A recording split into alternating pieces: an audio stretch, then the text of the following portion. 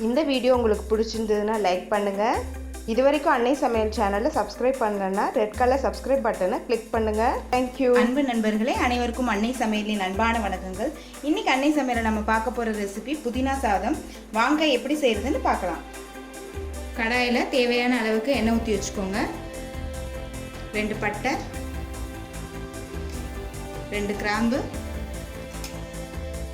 2 அன்னாசி முக்கு, 2 ஏலக்காய், ஒரு பிரியாணி இலை, 1/2 டீஸ்பூன் சோம்பு, 1/2 டேபிள் ஸ்பூன் சீரகம்,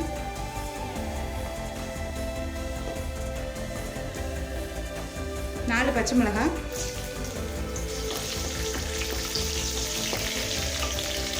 அடுத்து 2 துண்டு இஞ்சி, 6 பல் பூண்டு,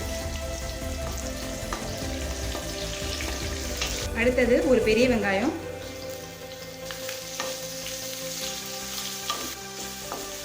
இப்போ வெங்காயம் நல்லா வதங்கிடுச்சு. அடுத்ததா ஒரு தக்காளி,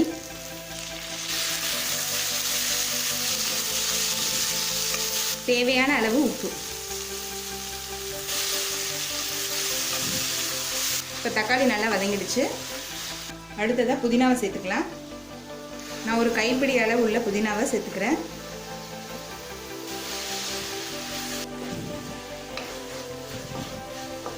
புதினா லேசாக வதங்கினதும் அடுத்தது கொஞ்சமாக தேங்காய் சேர்த்துக்கலாம்.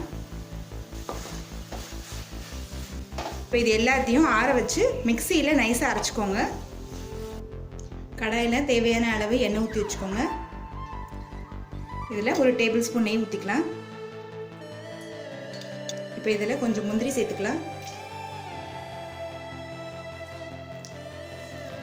முந்திரி செவந்துருச்சு. இப்போ அடுத்தது இப்போ அரைச்சி வச்சிருக்க பேஸ்ட்டு இதில் சேர்த்துக்கலாம்.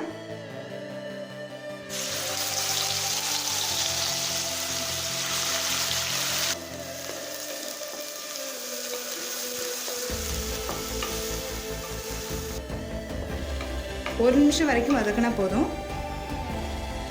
இப்போ 1 நிமிஷம் ஆயிடுச்சு.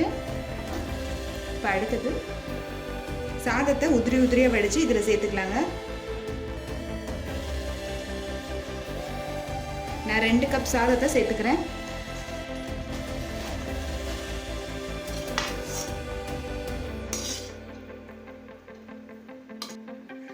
அவ்வளோதாங்க, புதினா சாதம் ரெடி ஆகிடுச்சு.